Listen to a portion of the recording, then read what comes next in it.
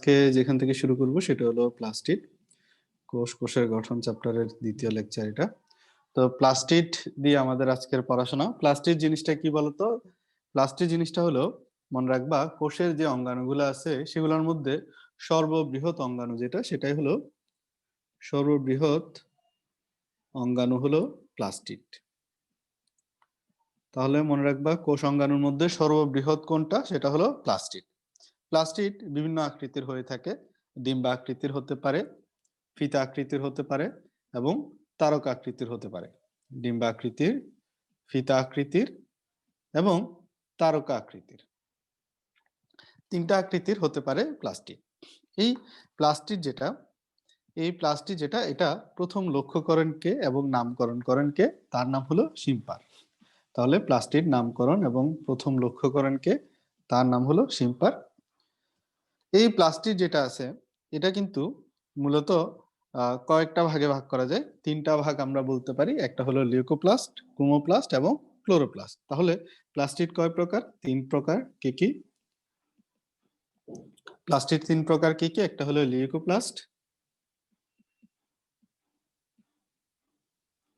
Leucoplast, chromoplast এবং chloroplast. Leucoplast, chromoplast এবং কি ক্লোরোপ্লাস্ট। প্লাস্টিড তাহলে তিন প্রকার। এখন এই প্লাস্টিড গুলোর মধ্যে সবচেয়ে গুরুত্বপূর্ণ যেটা, সেটা হলো ক্লোরোপ্লাস্ট, কারণ এটা খাদ্য তৈরিতে ভূমিকা রাখে। এখন দেখো, প্লাস্টিড পাওয়া যায় না কাদের কাদের ক্ষেত্রে, এটা খুবই ভালো করে মনে রাখতে হবে। দেখো, প্লাস্টিড হলো খাদ্য তৈরি করতে সাহায্য করে। তাহলে প্রাণীকোষ কি খাদ্য তৈরি করতে পারে? পারে না। তাহলে প্রাণীকোষে কি পাওয়া যাবে না? প্রাণীকোষে প্লাস্টিড পাওয়া যাবে না। তারপর দেখো, যারা হলো অন্যের উপর নির্ভর করে, যেমন ছত্রাক, পরজীবী, ব্যাকটেরিয়া, সায়ানোব্যাকটেরিয়া বা নীলাভ সবুজ শৈবাল, এরা হলো তোমার কি, এগুলা যেগুলোর মধ্যে কি থাকে না? প্লাস্টিড থাকে না। তাহলে প্লাস্টিড কোথায় কোথায় থাকে না, এটা অবশ্যই মনে রাখতে হবে। এখন চলে আসি, এই প্রথম যে প্রকারভেদটা ছিল সেটা হলো লিউকোপ্লাস্ট। এই যে লিউকোপ্লাস্ট যেটা সেটা কিন্তু কোনো বর্ণ নাই। তবে এই লিউকোপ্লাস্ট যেটা, সেটা হলো রূপান্তর হতে পারে। তার মানে কি, লিউকোপ্লাস্ট রূপান্তর হয়ে অন্যান্য জিনিসে পরিণত হতে পারে। কিসে পরিণত হতে পারে? লিউকোপ্লাস্ট চাইলে ক্রোমোপ্লাস্ট বা ক্লোরোপ্লাস্টে পরিণত হতে পারে। ক্রোমোপ্লাস্ট বা ক্লোরোপ্লাস্টে রূপান্তর হতে পারে। কখন হবে? লিউকোপ্লাস্ট জিনিসটা হলো কোথায় থাকে? লিউকোপ্লাস্ট হলো সেসব জায়গায় থাকে যেখানে সূর্যের আলো পৌঁছায় না। তাহলে মাটির নিচে যেখানে মূল থাকে, তারপর হলো ভূনিম্নস্থ কাণ্ড, যেসব জায়গায় থাকে সেই সব জায়গায় কিন্তু তোমার লিউকোপ্লাস্ট থাকবে, কারণ এইসব এলাকায় কি পৌঁছায় না? সূর্যালোক পৌঁছায় না। এই লিউকোপ্লাস্ট তাহলে কিভাবে তাহলে ক্রোমোপ্লাস্ট এবং ক্লোরোপ্লাস্টে পরিণত হবে?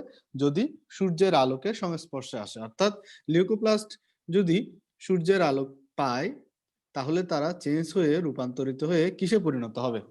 ক্রোমোপ্লাস্ট বা ক্লোরোপ্লাস্টে রূপান্তরিত হবে। এই লিউকোপ্লাস্টের মূল কাজ হলো খাদ্য সঞ্চয় করা। কি কাজ? মূল কাজ কি? খাদ্য সঞ্চয় করা। তাহলে খাদ্য সঞ্চয় করা, খাদ্য তো তিন ধরনের আছে, তাই না? খাদ্য তিন ধরনের আছে না? কি কি আছে? কার্বোহাইড্রেট, যেটাকে আমরা এখানে স্টার্চ জাতীয় লিখলাম। তারপর হলো লিপিড, মানে হলো তেল, চর্বি জাতীয়। আরেকটা হলো তোমার প্রোটিন। তাহলে তিন ধরনের খাবার আছে। এই তিন ধরনের খাদ্য সঞ্চয় করে কে? লিউকোপ্লাস্ট।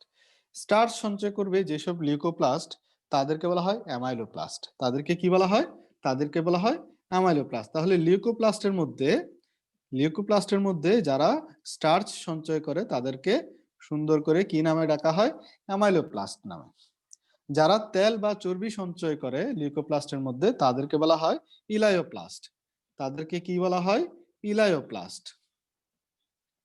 তাদেরকে কি বলা হয়? ইলায়োপ্লাস্ট। প্রোটিন সঞ্চয় করে যেসব লিউকোপ্লাস্ট, তাদেরকে কি বলা হয়? তাদেরকে বলা হয় এলিউরোপ্লাস্ট।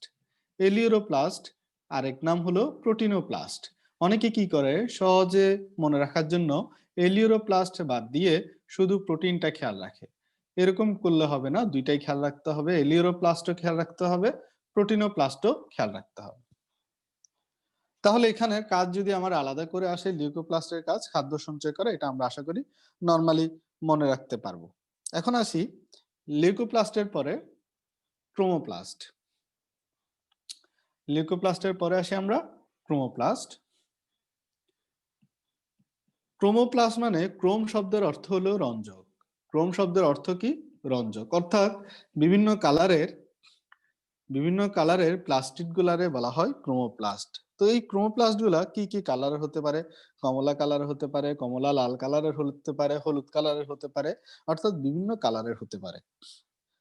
তাহলে কি কারণে ক্রোমোপ্লাস্ট গুলা পাওয়া যায়? ক্রোমোপ্লাস্ট গুলা পাওয়া যায় রঞ্জকের কারণে। দুইটা রঞ্জকের নাম মনে রাখবা, একটা হলো ক্যারোটিন আর একটা হলো জ্যান্থোফিল।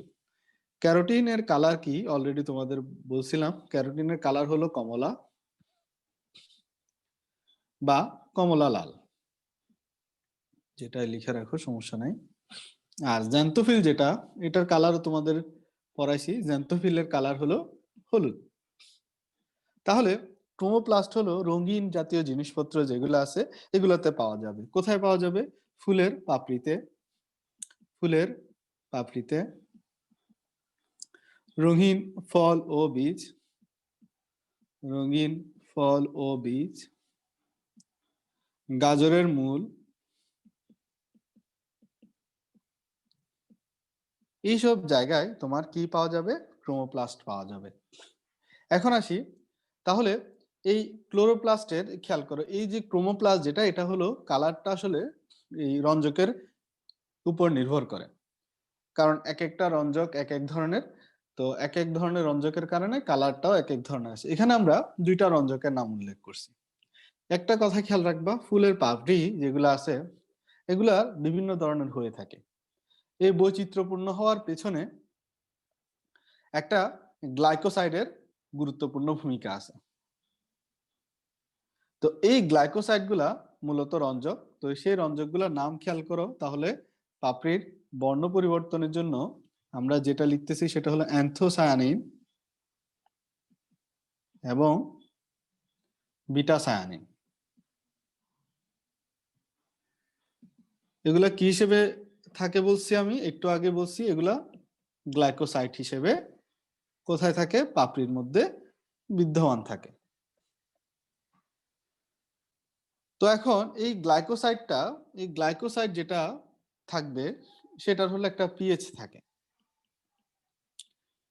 পিএইচটা যদি ক্ষারীয় লেভেলের হয় তাহলে কালার কি হবে?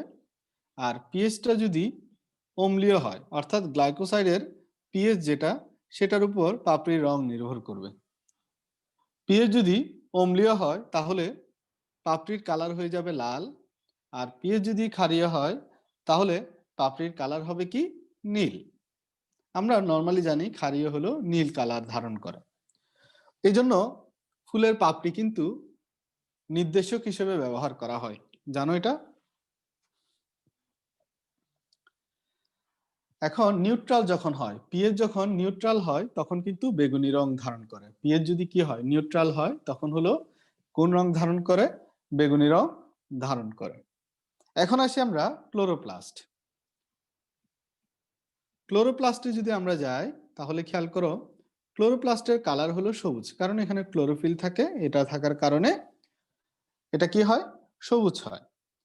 তো এখানে অন্যান্য জিনিসও থাকে, জ্যান্থোফিল, ক্যারোটিন, এগুলোর পরিমাণ কম, পরিমাণ বেশি থাকে কোনটা? ক্লোরোফিল, এটার পরিমাণ বেশি থাকায় ক্লোরোপ্লাস্টটা সবুজ দেখায়। এই যে ক্লোরোপ্লাস্ট যেটা, এটাকে কোষের রান্নাঘর বা শর্করা জাতীয় খাদ্যের কারখানা বলা হয়। তাহলে কোষের কি বলা হবে? কোষের রান্নাঘর বা শর্করা জাতীয় খাদ্যের কারখানা বলা হয় কাকে? ক্লোরোপ্লাস্ট। এই ক্লোরোপ্লাস্ট, তাহলে ক্লোরোপ্লাস্টের আরেকটা কথা খেয়াল রাখবে, এটা হলো শক্তি রূপান্তরের অঙ্গাণু।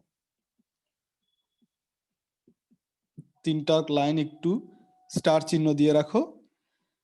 শক্তি রূপান্তরের অঙ্গাণু বলা হবে কাকে? তাও ক্লোরোপ্লাস্টকে। এই ক্লোরোপ্লাস্টের নাম্বার কত? প্রতি উচ্চ শ্রেণীর উদ্ভিদ কোষ যেগুলো আছে সেগুলোতে উচ্চ শ্রেণীর উদ্ভিদ কোষে প্রতিটা কোষে 10 থেকে 40টা ক্লোরোপ্লাস্ট থাকে। তাহলে উচ্চ শ্রেণীর উদ্ভিদ কোষে ক্লোরোপ্লাস্টের সংখ্যা কত সেটা জানতে হবে। উচ্চ শ্রেণীর উদ্ভিদ কোষে ক্লোরোপ্লাস্টের নাম্বার কত এটা অবশ্যই মনে রাখতে হবে। এবার ক্লোরোপ্লাস্ট থেকে প্রশ্ন আসার সম্ভাবনা খুব বেশি। ঠিক আছে, ভালো করে খেয়াল করব। এই যে ক্লোরোপ্লাস্ট, এই ক্লোরোপ্লাস্টে কিন্তু বিভিন্ন ধরনের আকৃতি হয়ে থাকে। ঠিক আছে, এই যে ক্লোরোপ্লাস্টের বিভিন্ন ধরনের আকৃতি হয়, এগুলা কোথায় কোন ধরনের আকৃতির ক্লোরোপ্লাস্ট পাওয়া যায় এটা কিন্তু মনে রাখতে হবে। যেমন তোমরা ইউলোথ্রিক্সে কি ধরনের ক্লোরোপ্লাস্ট পাওয়া যায় এটা সবাই জানো। ইউলোথ্রিক্সে কি ধরনের ক্লোরোপ্লাস্ট পাওয়া যায়? ফিতা আকৃতির বা রিং আকৃতির বা গার্ডল শেপড, ঠিক না? ফিতা বা রিং আকৃতির বা আংটি আকৃতির বা গার্ডল শেপড কি পাওয়া যায়? ক্লোরোপ্লাস্ট পাওয়া যায়। তাহলে দেখো ক্লোরোপ্লাস্টের আকৃতি ইউলোথ্রিক্সে কি ধরনের। এবার আসি স্পাইরোগেরাতে ক্লোরোপ্লাস্টের আকৃতি কেমন? স্পাইরোগেরাতে ক্লোরোপ্লাস্টের আকৃতি হলো সর্পিলাকার।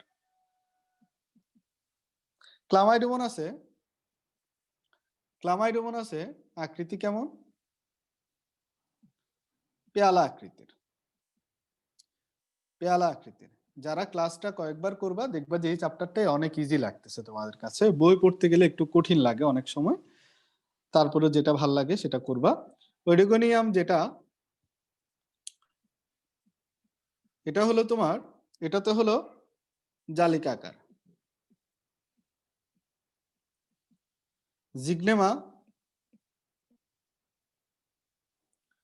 জিগনেমাতে আকৃতি হলো তারকা আকার।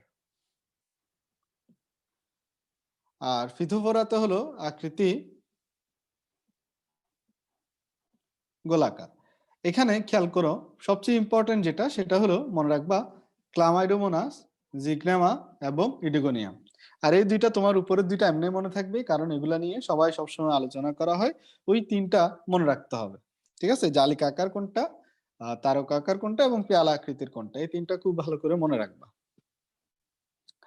ক্লোরোপ্লাস্টের বৈচিত্র্য বেশি দেখা যায়, দেখো ইলোথ্রিক্স, স্পাইরোগেরা, ক্লামাইডোমোনাস, ইডোগোনিয়াম সবগুলোর মধ্যে মোটামুটি দেখো জিগনেমা, ফিথোফোরা এর মধ্যে বেশিরভাগই কিন্তু শৈবাল। তো শৈবালের মধ্যে কিন্তু তোমার কি দেখা যায়? ক্লোরোপ্লাস্টের মধ্যে বৈচিত্র্য দেখা যায়। শৈবালের মধ্যেই ক্লোরোপ্লাস্টের আকৃতিতে কি দেখা যাচ্ছে? বৈচিত্র্য দেখা যাচ্ছে। এখন আসি এই ক্লোরোপ্লাস্টে, এই যে ক্লোরোপ্লাস্টের মধ্যে একটা জিনিস খেয়াল রাখবা যে এটার ব্যাস কত। ক্লোরোপ্লাস্টের ব্যাস হলো 3 থেকে 5 মাইক্রন। এটা ভালো করে একটু চেষ্টা করবা। এখন এই 3 থেকে 5 মাইক্রন আবার একটা শর্ত দেওয়া থাকে যে ল্যান্স আকৃতির। পরীক্ষা এটাই আসবে, আলাদা কোনোটাই আসবে না। যদি নরমালি ক্লোরোপ্লাস্টের ব্যাস দেয় তাও 3 থেকে 5 মাইক্রন দিয়ে দিবা, আর ল্যান্স আকৃতির ব্যাস দিলে সেটাও 3 থেকে 5 মাইক্রন দিয়ে দিবা।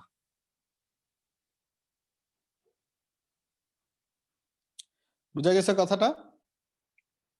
বইয়ে একটাই দেওয়া আছে, ওটাই আসবে আশা করি। এখন আসি আমরা এই যে ক্লোরোপ্লাস্টে ক্লোরোফিল থাকে দুই ধরনের। ক্লোরোফিল থাকে, ক্লোরোফিল এ আর ক্লোরোফিল বি। পরীক্ষা আসতে পারে ক্লোরোফিল এ কতটুকু থাকে আর ক্লোরোফিল বি কতটুকু থাকে। ক্লোরোফিল এ থাকে 75%, ক্লোরোফিল বি থাকে হলো 25%। ক্লোরোপ্লাস্ট হলো একটা আবরণী দ্বারা আবৃত, যেটা হলো দ্বিস্তরীয় আবরণে আবৃত। এই দ্বিস্তরীয় আবরণে আবৃত যেটা, খেয়াল করো এই ক্লোরোপ্লাস্টের মেমব্রেনে ফসফোলিপিড থাকে না, তার বদলে যেটা থাকে সেটার নাম হলো গ্লাইকোসাইল থাকে। তাহলে ক্লোরোপ্লাস্টের মেমব্রেনে ফসফোলিপিডের পরিবর্তে যে উপাদানটা থাকে সেটার নাম কি? সেটার নাম হলো গ্লাইকোসাইল। তাহলে ক্লোরোপ্লাস্টে প্রশ্ন থাকে ক্লোরোপ্লাস্ট যে অঙ্গাণুটা সেটা কয়টি মেমব্রেন দ্বারা আবৃত এবং কয় প্রকোষ্ঠ বিশিষ্ট? ক্লোরোপ্লাস্ট হলো, মনে রাখবা, দেখো ক্লোরোপ্লাস্টের মেমব্রেনের স্তর হলো দুইটা। মেমব্রেনের স্তর হলো দুইটা। মেমব্রেনের স্তর কয়টা? দুইটা। এখন এই ক্লোরোপ্লাস্টের মেমব্রেন কয়টা মেমব্রেন থাকে? মেমব্রেনের স্তর হলো দুইটা। স্তর মানে কি? একটা উপরে একটা নিচে, একটা উপরে একটা নিচে, একটা উপরে একটা নিচে, দ্বিস্তর বিশিষ্ট মেমব্রেন। আর ক্লোরোপ্লাস্টের প্রকোষ্ঠ কয়টা? ক্লোরোপ্লাস্টের প্রকোষ্ঠ হলো তিনটা। পরীক্ষা আসবে 3 প্রকোষ্ঠ বিশিষ্ট অঙ্গাণুর নাম কি? যদি আসে তাহলে দিবা কি? ক্লোরোপ্লাস্ট। মনে থাকবে? আচ্ছা, এখন আসি আমরা থাইলাকয়েড নামে একটা জায়গা আমরা প্রায় সময় পড়ি। 3 স্তর না, স্তর 2টা, মেমব্রেন 3টা, প্রকোষ্ঠ 3টা। বুঝছো? স্তর আসলে দ্বিস্তর বিশিষ্ট। আর কয়টা মেমব্রেন? 3টা মেমব্রেন। প্রকোষ্ঠ কয়টা? 3 প্রকোষ্ঠ বিশিষ্ট। কথা বুঝতে পারছো কি বলছি? আচ্ছা, এবার আসি আমরা থাইলাকয়েড মেমব্রেন। থাইলাকয়েড মেমব্রেনের নাম আমরা প্রায় শুনছি। এই থাইলাকয়েড মেমব্রেন হলো সেই জায়গা, যেই জায়গায় কি হয়, যে জায়গায় হলো তোমার ওই যে C3 চক্রের যে পর্যায়গুলো আছে না, সেই পর্যায়গুলো ঘটে থাকে। তো এই থাইলাকয়েড মেমব্রেনটা যে জায়গায়, হ্যাঁ সে অন্ধকার চক্র, ঠিক আছে তকির, সেই জায়গায় তোমার কি হয়? গ্রানাগুলা সজ্জিত থাকে। তো প্রতিটা ক্লোরোপ্লাস্টে কতটি গ্রানা থাকে? খুব ইম্পর্টেন্ট একটা প্রশ্ন। প্রতিটি ক্লোরোপ্লাস্টে 40 থেকে 60টা গ্রানা থাকে। এখন গ্রানা জিনিসটা কি? গ্রানা জিনিসটা হলো, গ্রানামের অনেকগুলা গ্রানাম নিয়ে হলো গ্রানা গঠিত হয়। ভালো করে খেয়াল করো, অনেকগুলা গ্রানাম নিয়ে এক একটা গ্রানা গঠিত হয়। এরকম 40 থেকে 60টা কি থাকে? গ্রানা থাকে হলো ক্লোরোপ্লাস্টে। এখন প্রশ্ন হলো গ্রানামগুলা কি? প্রতিটা গ্রানাম গঠিত হয় 10 থেকে 100টি থাইলাকয়েড মেমব্রেনের সজ্জার ফলে গঠিত হয়। তো কতটি থাইলাকয়েড নিয়ে? 10 থেকে 100টি থাইলাকয়েড মিলে গঠিত হয় একটি গ্রানাম। তারপর হলো অনেকগুলা গ্রানাম মিলে গঠিত হয় গ্রানা। এরকম 40 থেকে 60টি গ্রানা থাকে কোথায়? ক্লোরোপ্লাস্টে। এবং গ্রানাম যেগুলো আছে এগুলার আকার কত? গ্রানামগুলার আকার হলো 0.3 থেকে 1.7 মাইক্রোমিটার। এগুলো ছবি এঁকে দেখানোর কোনো দরকার নাই। বই যাদের বেশি দেখতে ইচ্ছা করতেছে তারা বই দেখে নিবা, থাইলাকয়েডের ছবি দেওয়া আছে বইয়ের মধ্যে। এখন দেখো থাইলাকয়েডের যে লেয়ার গুলা থাকে, এই লেয়ার গুলাতে কিছু উপাদান সজ্জিত থাকে যেগুলাকে কোয়ান্টাসোম বলে। তো কোয়ান্টাসোমে কি কি থাকে? Chlorophyll a, b, xanthophyll, carotene, lipid, enzyme, এই সবগুলাকে একসাথে বলা হয় কোয়ান্টোসোম। শুধু জেনে রাখলে হবে কোয়ান্টোসোমে কি কি থাকে। এখন আসি আমরা এই যে ক্লোরোপ্লাস্ট, এই ক্লোরোপ্লাস্টের ক্ষেত্রে হলো তোমার নিজস্ব একটা ডিএনএ থাকে। এখন নিজস্ব ডিএনএ না থাকলে কি সমস্যা হতো? ক্লোরোপ্লাস্টে যদি নিজস্ব ডিএনএ না থাকে, তাহলে হলো সে ফটোসিনথেসিস করতে পারবে না। তাহলে নিজস্ব ডিএনএ আছে, এই জিনিসটা খুব ভালো করে মনে রাখতে হবে। এই যে নিজস্ব ডিএনএ থাকে, কতটা পর্যন্ত ডিএনএ থাকতে পারে? হাইয়েস্ট 200টা পর্যন্ত ডিএনএ থাকতে পারে।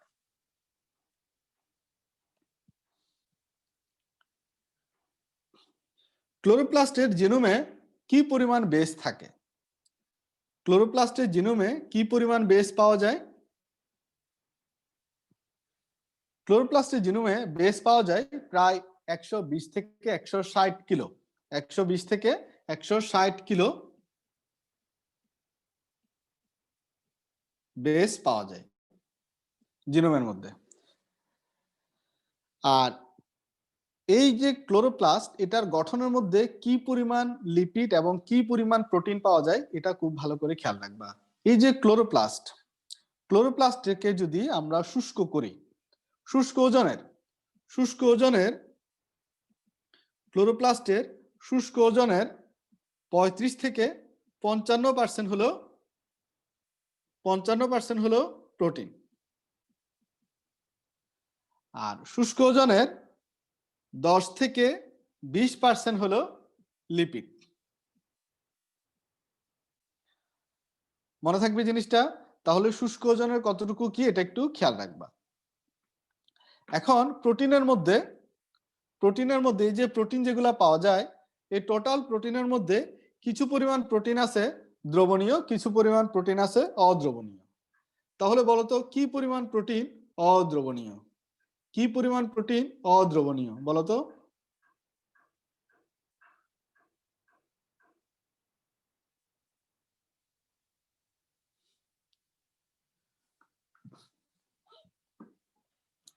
আচ্ছা, একজন প্রশ্ন করছে যে কিলোবেস জিনিসটা কি। হ্যাঁ, তোমাদেরকে একটু কিলোবেস জিনিসটা বুঝাই দিই। এই কিলোবেস জিনিসটা হলো একটা ডিএনএ, হ্যাঁ খেয়াল করো, একটা ডাবল স্ট্যান্ডার্ড ডিএনএ যদি হয়, এই ডাবল স্ট্যান্ডার্ড ডিএনএ তে যদি 2000টা কত 2000টা নিউক্লিওটাইড থাকে, তখন সেটাকে বলা হয় 1 কিলোবেস। কতটা নিউক্লিওটাইড থাকলে একটা ডিএনএ তে আমরা 1 কিলোবেস বলবো? 2000 নিউক্লিওটাইড থাকলে তখন সেটাকে আমরা বলি 1 কিলোবেস। এটা ডিএনএ এর ক্ষেত্রে। তাহলে আরএনএ এর ক্ষেত্রে খেয়াল করো 1 কিলোবেস কত হবে? আরএনএ এর ক্ষেত্রে যদি 1000 নিউক্লিওটাইড থাকে তখন হলো এটাকে বলা হয় 1 কিলোবেস। তো এই কিলোবেস জিনিসটা হলো খুবই ইজি জিনিস, এটা তোমরা বইয়ে আছে দেখবা। তো কিলোবেস জিনিসটা একটু মনে রাখলেই হবে যে কত থাকে, তাহলে হবে। এবার দেখো ক্লোরোপ্লাস্টের কাজ। ক্লোরোপ্লাস্টের কাজ হলো তুমি যতটুকু রিডিং পড়তে পারো ততটুকুই পড়বা, আর মেইন কাজ হলো তোমার শর্করা জাতীয় খাদ্য প্রস্তুত করা। এটা একটা চার্ট আছে মাইটোকন্ড্রিয়া এবং প্লাস্টিডের মধ্যে পার্থক্য, এটা একটু ভালো করে খেয়াল করবা, পার্থক্য যাতে কখনো মিস না যায়। পার্থক্য যাতে অদ্রবণীয় প্রোটিন হলো তোমার 80% আর দ্রবণীয় প্রোটিনের পরিমাণ হলো 20%। লিখে ফেলো। তোমাদের জন্য দুইটা পার্থক্য বলে দিচ্ছে, একটা হলো ক্লোরোপ্লাস্ট এবং মাইটোকন্ড্রিয়ার মধ্যে পার্থক্য, এই দুইটার মধ্যে পার্থক্য। আরেকটা হলো ক্লোরোপ্লাস্ট, ক্রোমোপ্লাস্ট এবং লিউকোপ্লাস্টের মধ্যে পার্থক্য। আমি অলরেডি ক্লাসে পড়াই ফেলছি এগুলা, তুমি একবার রিডিং পড়লেই দেখবে এগুলা জেনে গেছো। তাহলে আমরা গতকালকে শুরু করছিলাম মা এরা পাগল, গত লেকচারে, যেখানে ছিল মাইটোকন্ড্রিয়া, এন্ডোপ্লাজমিক রেটিকুলাম, তারপরে হলো পা বাদ ছিল, গলগি বডি পড়ায় ফেলছিলাম, লাইসোসোম পড়ায় ফেলছিলাম। তো আমরা প দিয়ে আরেকটা জিনিস আছে পারক্সিসোম, প দিয়ে আরেকটা কি জিনিস আছে পারক্সিসোম, যারা আগের ক্লাস করো নাই করে ফেলবা। পারক্সিসোম জিনিসটা কি, এটা কয় আবরণী বিশিষ্ট? পরীক্ষায় এই প্রশ্নটা 100% আসার চান্স থাকে যে কয় আবরণী বিশিষ্ট। পারক্সিসোম যেটা, এটা হলো 1 আবরণী বিশিষ্ট। আচ্ছা, অদ্রবণীয় যদি 80% হয় তাহলে দ্রবণীয় আর কত পার্সেন্ট হবে বলতো? 100 - 80 গেলে কত হয়, এটা আবার জিজ্ঞেস করতে হয়। পারক্সিসোম হলো 1 আবরণী বিশিষ্ট। পারক্সিসোম কত? 1 আবরণী বিশিষ্ট। এই যে পারক্সিসোম যেটা আছে, এটা কোথায় বেশি পাওয়া যায়? এটা বেশি পাওয়া যায় হলো কিডনি এবং লিভারে। কিডনি এবং লিভারে সবচেয়ে বেশি পরিমাণে পারক্সিসোম পাওয়া যায়। এই পারক্সিসোম যেটা, সেটা হলো আবিষ্কার করেন যে তার নাম হলো দুবে। দুবেকে আমরা সবাই চিনি, কোত্থেকে চিনি বলতো? দুবে নামটাকে আমরা কোত্থেকে চিনে আসতেছি? তাহলে পারক্সিসোম আবিষ্কার করেন কে? দুবে। এই পারক্সিসোম গুলার আকার কত? সাবাস, একজন অলরেডি আনসার দিয়ে দিছে। লাইসোসোম থেকে আমরা দুবের কথা জেনে আসতেছি। এই পারক্সিসোমের আকার হলো 0.2 থেকে 17 মাইক্রোমিটার। 0.2 থেকে 17 মাইক্রোমিটার হলো পারক্সিসোমের আকার। 0.2 থেকে কত? 17 মাইক্রোমিটার। এখন এই পারক্সিসোমে দেখো, পারক্সিসোম নামের মধ্যে মনে হচ্ছে না পার অক্সাইড একটা গন্ধ আসতেছে? আসলে এটা সেই কাজটাই করে। পারক্সাইড জিনিসটা হলো বিষাক্ত একটা জিনিস, যেমন হাইড্রোজেন পারক্সাইড, এটা হলো বিষাক্ত একটা জিনিস শরীরের জন্য। এটাকে ভেঙে যদি পানি এবং অক্সিজেনে পরিণত করা হয় তখন আর এটা বিষাক্ত থাকে না। তো পারক্সাইডকে ভেঙে পানি এবং অক্সিজেনে পরিণত করে যে এনজাইম, তার নাম হলো ক্যাটালেস এনজাইম। এই ক্যাটালেস এনজাইমের উৎস হলো পার অক্সিসোম। তাহলে পার অক্সিসোমের কাজ কি? পার অক্সিসোমের কাজ হলো পারক্সাইডকে ভেঙে পানি এবং অক্সিজেনে রূপান্তর করা, যাতে কোষকে বিষাক্ত অবস্থা থেকে রক্ষা করে। পারক্সিসোম আরেকটা কাজ করে, সেটা হলো ডিএনএ আরএনএ তে যে অ্যাডেনিন, গুয়ানিন, সাইটোসিন, থাইমিন যে নাইট্রোজেন বেসগুলার বন্ড থাকে সেগুলাকে ভাঙা এবং রিসাইকেল করতে সাহায্য করে। তবে মূলত ক্যাটালেস এনজাইমের উৎস হিসেবে কাজ করে, এটা ভালো করে মনে রাখবা। তাহলে এতটুকু হলো পারক্সিসোম। এবার আসি, পাগলের গ দিয়েছিল গলজি বডি, এটা গতকালকে পড়াই ফেলছি। আরেকটা ছিল গ দিয়ে গ্লাইঅক্সিসোম। গ্লাইঅক্সিসোম যেটা, সেটা আবিষ্কার করেন কে? লিখে ফেলো, গ্লাইঅক্সিসোম আবিষ্কার করেন কে? গ্লাইঅক্সিসোম আবিষ্কার করেন হলো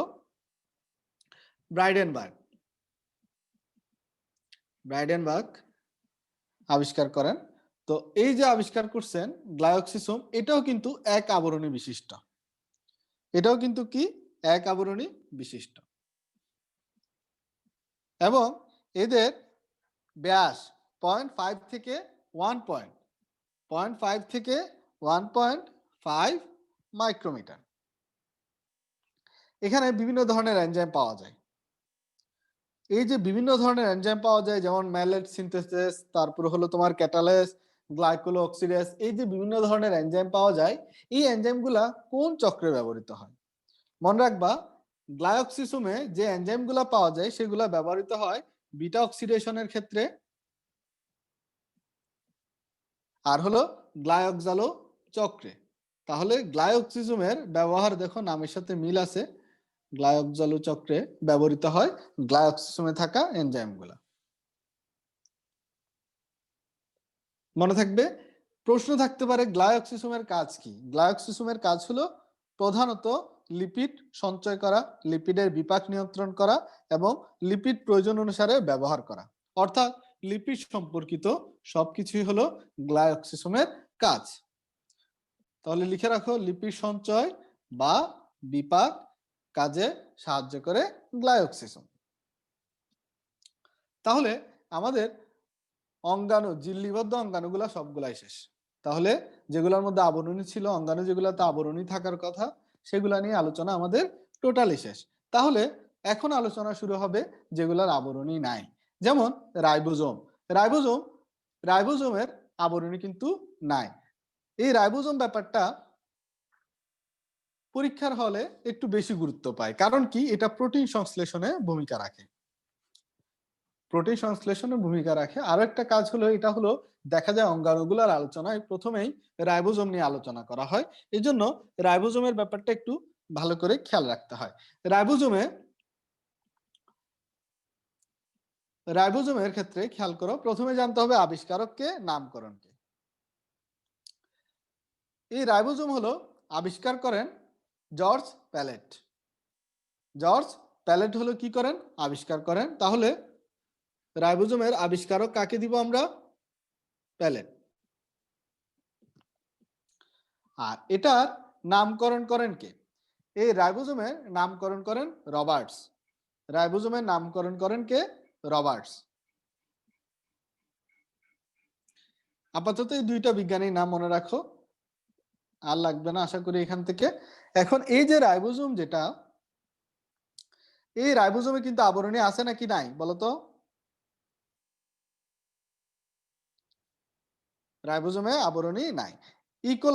ইকোলাই যেটা, সেই ইকোলাইয়ের কোষের শুষ্ক ওজনের, ইকোলাইয়ের শুষ্ক ওজনের 22% হলো রাইবোজোম। ইকোলাইয়ের শুষ্ক ওজনের 22% হলো রাইবোজোম। ইকোলাইয়ের শুষ্ক ওজনের কতটুকু? শুষ্ক ওজনের 22% হলো রাইবোজোম। ইকোলাইয়ে রাইবোজোমের সংখ্যা কত? প্রায় 20,000। কত? 20,000। দেখো ইকোলাইয়ের রাইবোজোমের সংখ্যা কত? 20,000 এবং ইকোলাইয়ের শুষ্ক ওজনের কতটুকু রাইবোজোম? 22% রাইবোজোম। এই ইকোলাই এই রাইবোজোমটা আদি কোষেও থাকে, প্রকৃত কোষেও থাকে, সব জায়গায় পাওয়া যায়। এই জন্য এটাকে বলা হয় সর্বজনীন অঙ্গাণু। এটাকে কি বলা হয়? সর্বজনীন অঙ্গাণু। আদি কোষে 70s পাওয়া যায় এবং প্রকৃত কোষে কত? 80s পাওয়া যায়, তাই না? তো এই জন্য তোমার কি বলা হয় যে রাইবোজোমটা সর্বজনীন অঙ্গাণু।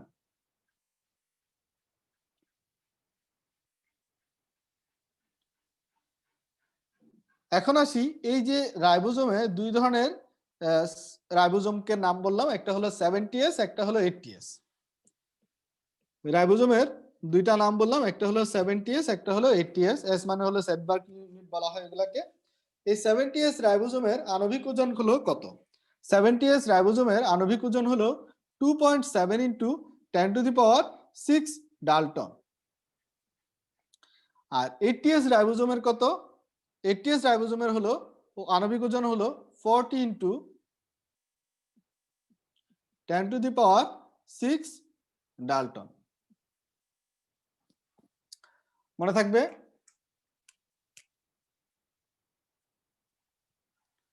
এখন আসি, এই 70s রাইবোজোমকে দুইটা সাব ইউনিটে ভাগ করা যায়। এই দুইটা সাব ইউনিট কি কি? একটা হলো 50s আর একটা হলো 30s। আর 80s সাব ইউনিটটাকে দুই ভাগে ভাগ করা যায়, একটা হলো 60s আর একটা হলো 40s। ছত্রাকে নতুন একটা রাইবোজোমের উপস্থিতিতে পাওয়া যায় বলা হয়, সেটা হলো কি? 77s। তাহলে এই রাইবোজোমটা শুধুমাত্র কোথায় পাওয়া যায়? ছত্রাকে পাওয়া যায়। রাইবোজোমের দৈর্ঘ্য, প্রস্থ এবং উচ্চতা।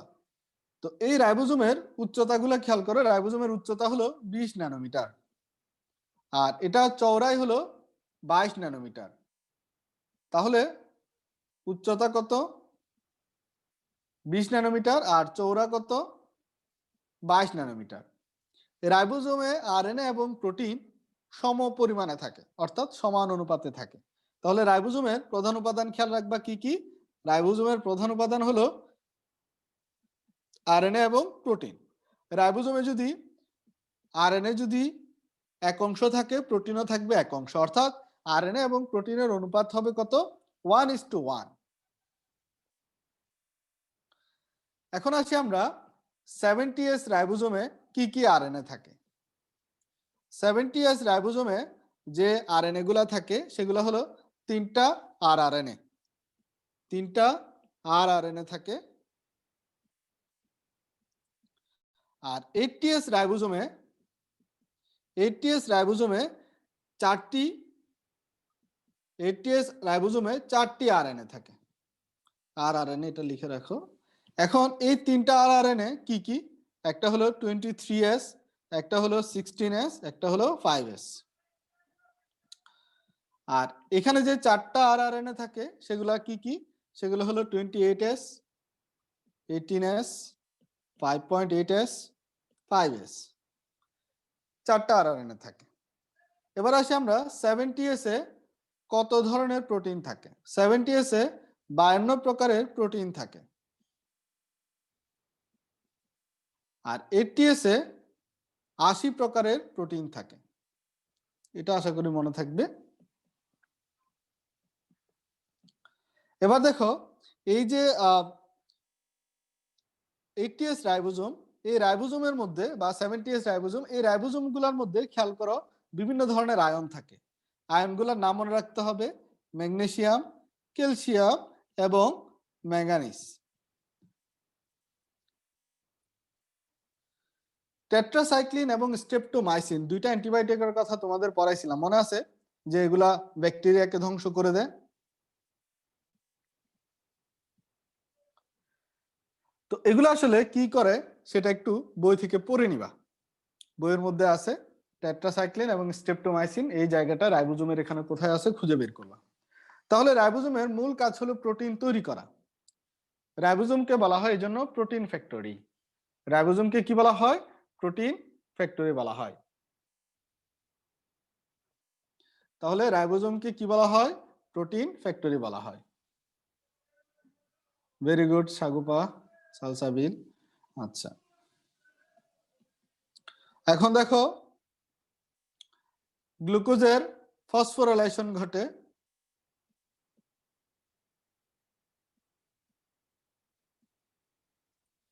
গ্লুকোজের ফসফোরাইলেশন ঘটে কোথায়?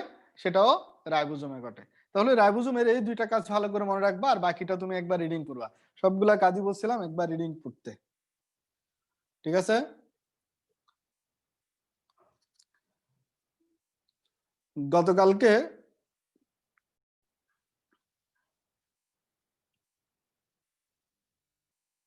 সেন্ট্রিওল জিনিসটা হলো, খেয়াল করো, হ্যাঁ মাহফুজ নিব। সেন্ট্রিওল ব্যাপারটা খেয়াল করো। সেন্ট্রিওল জিনিসটা হলো কোথায় কোথায় পাওয়া যায় না, আগে সেটা জানা লাগবে। সেন্ট্রিওল কোথায় কোথায় পাওয়া যায় না, আগে সেটা জানো। সেন্ট্রিওল পাওয়া যায় না আদি কোষে, ডায়াটম, ইস্ট, আবৃতবীজী উদ্ভিদ, এগুলোতে হলো তোমার সেন্ট্রিওল পাওয়া যায় না। তাহলে সেন্ট্রিওল কোথায় কোথায় পাওয়া যায় না এটা আমাদের মনে রাখতে হবে। সেন্ট্রিওল কোথায় কোথায় পাওয়া যায় না লিখে ফেলে একটু। আদি কোষে পাওয়া যায় না, ডায়াটম, ইস্ট এবং আবৃতবীজী উদ্ভিদ যেগুলা, এগুলাতে কিন্তু সেন্ট্রিওল পাওয়া যায় না। এখন এই যে সেন্ট্রিওল যেটা, সেটা কিন্তু তোমার মূল কাজ যেটা, সেটা কিন্তু কোষ বিভাজনে সাহায্য করে। সেন্ট্রিওলের মূল কাজ হলো কোষ বিভাজনে, যে মাকুতন্ত্র গঠন করা, বিভিন্ন সাহায্য করা, এটাই। তো সেন্ট্রিওল থাকাটাই জন্য উদ্ভিদ কোষে হলো জরুরি, যেহেতু কোষ বিভাজন করা লাগবে। এখন যেগুলাতে থাকে না সেগুলো আমি লিখে ফেললাম। যেগুলাতে থাকে সেটা তুমি যদি মনে রাখো সেটাও ভালো। এখন এই সেন্ট্রিওল গুলা নিউক্লিয়াসের সবসময় কাছাকাছি থাকে এবং জোড়ায় জোড়ায় থাকে। সেন্ট্রিওল জোড়ায় জোড়ায় থাকার কারণে সেন্ট্রিওলকে ডিপ্লোসোমও বলা হয়। সেন্ট্রিওলকে কি বলা হয়? ডিপ্লোসোম বলা হয়। এই সেন্ট্রিওল আবিষ্কার করেন কে এবং তার নামকরণ করেন কে? সেন্ট্রিওল আবিষ্কার করেন কে? ব্যান্ডেন। সেন্ট্রিওল আবিষ্কার করেন কে? ব্যান্ডেন হলো সেন্ট্রিওল আবিষ্কার করেন। আর সেন্ট্রিওলের নামকরণ করেন কে? বুভেরি। দুইটাই কিন্তু বি দিয়ে নাম। বুভেরি হলো নামকরণ করেন এবং ব্যান্ডেন হলো আবিষ্কার করেন। এই যে সেন্ট্রিওল যেটা, এই সেন্ট্রিওলের ব্যাস কত? এই সেন্ট্রিওলের ব্যাস হলো 0.15 থেকে 0.25 মাইক্রোমিটার। সেন্ট্রিওল এবং সেন্ট্রোস্ফিয়ার, খেয়াল করো, সেন্ট্রিওল এবং সেন্ট্রোস্ফিয়ার এই দুইটাকে একসাথে বলা হয় সেন্ট্রোসোম। তাহলে সেন্ট্রোসোম কি কি নিয়ে গঠিত? সেন্ট্রিওল এবং সেন্ট্রোস্ফিয়ার। সেন্ট্রিওলের প্রাচীরে কয়টি অনুনালিকা থাকে? 9টি ত্রয়ী অনুনালিকা থাকে। সেন্ট্রিওলের প্রাচীরে 9টি ত্রয়ী অনুনালিকা থাকে। মনে থাকবে? আচ্ছা, এখন আসি আমরা এই যে সেন্ট্রিওল, এই সেন্ট্রিওলের কাজ কি? এই সেন্ট্রিওলের কাজ মনে রাখবা একটা লাইন দিয়ে, সেটা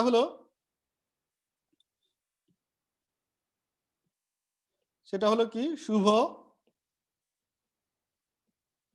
শুভ মায়ের ফাজিল ছেলে। এটা হলো সেন্ট্রিওলের কাজ। শুভ দিয়ে মনে রাখবা কি? শুক্রাণুর লেজ গঠন করে শুভ। তাহলে এটা সেন্ট্রিওলের কাজ। মা দিয়ে মনে রাখবা মাকুযন্ত্র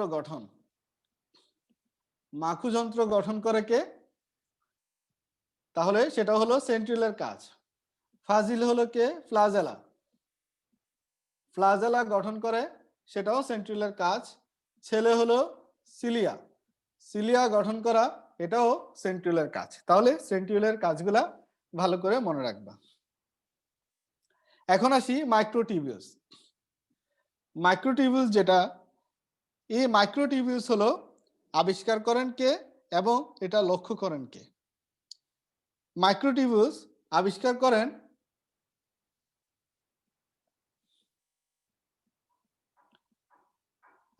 করেন কে? রবার্ট এবং ফ্রান্সি। কিসের মধ্যে? স্নায়ুকোষের মধ্যে, প্রাণীর স্নায়ুকোষের মধ্যে। রবার্ট এবং ফ্রান্সি কোথায়? প্রাণীর স্নায়ুকোষের মধ্যে এটা লক্ষ্য করেন। এখন আসি, আর এটা উদ্ভিদ কোষে। উদ্ভিদ কোষে প্রথম লক্ষ্য করেন কে? উদ্ভিদ কোষে লক্ষ্য করেন হলো পোর্টার এবং লেডবেটার। ঠিক আছে, এই দুইজন হলো উদ্ভিদ কোষে লক্ষ্য করেন। আবিষ্কার করেন যদি বলে তাহলে রবার্ট এবং ফ্রান্সি, আর লক্ষ্য করেন কে? সেটা হলো উদ্ভিদ কোষে পোর্টার এবং লেডবেটার। এই যে মাইক্রোটিউবিউলস, এই মাইক্রোটিউবিউলস একটা ডাইমেরিক প্রোটিন দিয়ে গঠিত। মাইক্রোটিউবিউলস একটা ডাইমেরিক প্রোটিন দিয়ে গঠিত। এই ডাইমেরিক প্রোটিনের নাম কি? মাইক্রোটিউবিউলস একটা ডাইমেরিক প্রোটিন দিয়ে গঠিত, সেই ডাইমেরিক প্রোটিনের নাম হলো আলফা বিটা টিউবিউলিন। ডাইমেরিক প্রোটিনটার নাম কি? নাম হলো আলফা বিটা টিউবিউলিন।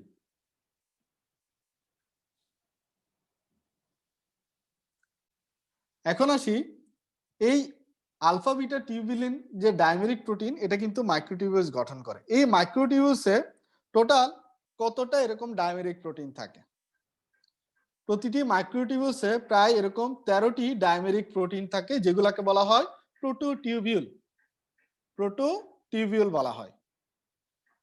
এই মাইক্রোটিউবিউলসের কাজ কি? ফ্লাজেলা চলনে সাহায্য করে, কোষ বিভাজনে মাকুযন্ত্র গঠনে সাহায্য করে, তারপর হলো সেল মেমব্রেনের সাথে বিভিন্ন বাইরের কোষের বাইরের অংশের সাথে যোগাযোগ রক্ষা করে এবং বিভিন্ন জিনিসের আদান প্রদানে সাহায্য করে, সাইটোস্কেলেটন গঠন করে।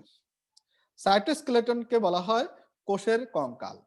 এখন কোষের কঙ্কাল কিন্তু শুধু মাইক্রোটিউবিউলস গঠন করে না, কোষের কঙ্কাল গঠন করে কি কি উপাদান? সেটা হলো, একটা হলো তোমার মাইক্রোটিউবিউলস, একটা হলো মাইক্রোফিলামেন্ট, আর একটা হলো ইন্টারমিডিয়েট ফিলামেন্ট।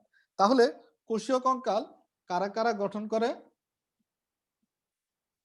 কোষীয় কঙ্কাল যেটা সাইটোস্কেলেটন, এটা হলো 3টা জিনিসের সমন্বয়ে গঠিত। একটা হলো মাইক্রোটিউবিউলস, অলরেডি পড়ে ফেলছি, তাই না? আরো 2টা আছে। আরো 2টা কি কি? একটা হলো মাইক্রোফিলামেন্ট,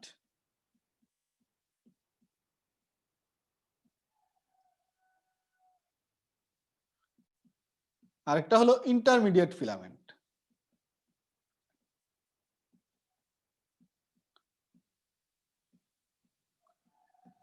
এই 3টা নিয়ে গঠিত হলো কোষীয় কঙ্কাল।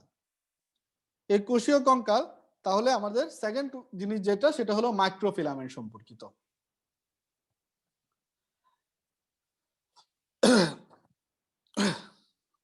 এই যে মাইক্রোফিলামেন্ট যেটা, সেটা কি বলতো? দেখো নামের মধ্যে আছে কিন্তু মাইক্রো। মাইক্রো মানে যেগুলো খুবই সূক্ষ্ম এবং অতি সূক্ষ্ম, যেগুলা সংকুচিত হতে পারে, এই ধরনের কোষীয় চলনে অংশগ্রহণকারী অঙ্গাণুগুলোকে বলা হয় মাইক্রোফিলামেন্ট। এই মাইক্রোফিলামেন্ট আরেকটা নামেও পরিচিত, যেটাকে বলা হয় একটিন ফিলামেন্ট। আরেকটা কি নামে পরিচিত? একটিন ফিলামেন্ট। তাহলে একটিন ফিলামেন্ট, এখান থেকে একটা লাইন মনে রাখবা, একটিন ফিলামেন্ট যেহেতু সংকুচনশীল এবং চলনে সাহায্য করে, তার মানে তাদের একবার সংকুচিত হতে হয়, একবার প্রসারিত হতে হয়। সংকুচন প্রসারণে সাহায্য করে যে প্রোটিন, তার নাম কি? একটিন এবং মায়োসিন। এখানে নামের মধ্যে কিন্তু একটিন আছে অলরেডি। তাহলে এই মাইক্রোফিলামেন্টে যে প্রোটিনগুলা থাকবে, সেগুলা কি? একটিন এবং মায়োসিন, যেগুলা সংকুচন প্রসারণের মাধ্যমে চলনে সাহায্য করবে। এবার আসি ইন্টারমিডিয়েট ফিলামেন্টস। ইন্টারমিডিয়েট ফিলামেন্টস থেকে মনে রাখতে হবে এটা 4 ধরনের। এটা 4 ধরনের এবং এটা প্রোটিন দিয়ে গঠিত। তাহলে ইন্টারমিডিয়েট ফিলামেন্ট কয় ধরনের? 4 ধরনের। এই 4 ধরনের ইন্টারমিডিয়েট ফিলামেন্টের নাম মনে রাখতে হবে ক্যারাটিন, লেমিনিন, নিউরোফিলামেন্ট এবং ভাইমেন্টিন। ক্যারাটিন, লেমিনিন, নিউরোফিলামেন্ট এবং ভাইমেন্টিন। ইন্টারমিডিয়েট ফিলামেন্টের ব্যাস খেয়াল রাখবা 10 ন্যানোমিটার ব্যাস। তাহলে এটা গেল কোষীয় কঙ্কালের বর্ণনা। তাহলে কোষীয় কঙ্কাল কি কি নিয়ে গঠিত মনে থাকবে? এখন আসি আমরা কোষের গহ্বর। কোষের গহ্বরের আবরণীর নাম, কোষ গহ্বর যেটা সেটার আবরণের নাম এত ভালো করে মনে রাখার চেষ্টা করবা যে তোমার জীবন থেকে টুনি চলে গেলেও যাতে কোষ গহ্বরের আবরণের নাম তুমি না ভুলো। তাহলে কোষ গহ্বরের আবরণের নামটা কি খেয়াল করো। কোষ গহ্বরের আবরণের নাম হলো টনোপ্লাস্ট। টুনি চলে গেলেও টনো যাতে না যায় মাথা থেকে। কোষ গহ্বরের আবরণের নাম কি? টনোপ্লাস্ট। এবং এই কোষ গহ্বর কিন্তু খেয়াল রাখবা যে ভিতরে যখন তরল ধারণ করে তখন সেটাকে বলা হয় কোষ রস। কোষ রস, এবং এটা মূলত কোষ রস ধারণ করার জন্যই এটা সৃষ্টি। এবার আসি আমরা নিউক্লিয়াস। নিউক্লিয়াস জিনিসটা আমরা জানি কোষের প্রাণ কেন্দ্র। কোষের প্রাণ কেন্দ্র বা কোষের মস্তিষ্ক বলা হয় কাকে? নিউক্লিয়াসকে। কোষের প্রাণকেন্দ্র বা কোষের মস্তিষ্ক বলা হয় কাকে?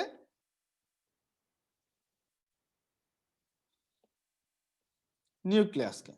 এই যে নিউক্লিয়াস, এই নিউক্লিয়াস আবিষ্কার করছেন ব্রাউন 1831 সালে। কিসের মধ্যে আবিষ্কার করছেন? অর্কিড পাতার কোষের মধ্যে। 1831 সালে, এই সালটা কিন্তু খুব ইম্পর্টেন্ট। 1831 সালে অর্কিড পাতার কোষে হলো নিউক্লিয়াস আবিষ্কার করেন। তো বাংলাটাও মনে রাখবা। এই যে নিউক্লিয়াস, এই নিউক্লিয়াস হলো দেখো একটা কোষের 10 to 15% জায়গা দখল করে থাকে নিউক্লিয়াস একটা সাধারণ কোষের। কিন্তু একটা শুক্রাণু যখন বলি আমরা, একটা শুক্রাণুর 90% জায়গা দখল করে থাকে কে? নিউক্লিয়াস। এই নিউক্লিয়াসে এই যে একটা কোষের মধ্যে অনেকগুলো নিউক্লিয়াস থাকতে পারে, একটা কোষের মধ্যে একটা নিউক্লিয়াসও থাকতে পারে।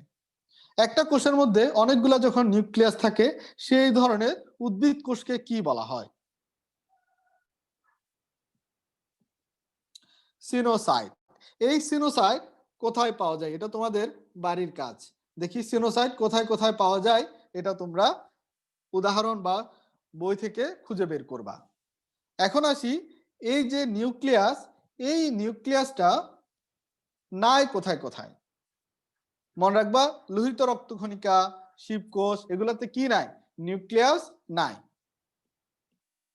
শিবকোষ, লোহিত রক্তকণিকা, এগুলাতে কি নাই? মানব দেহের লোহিত রক্তকণিকা, এগুলাতে হলো কি নাই?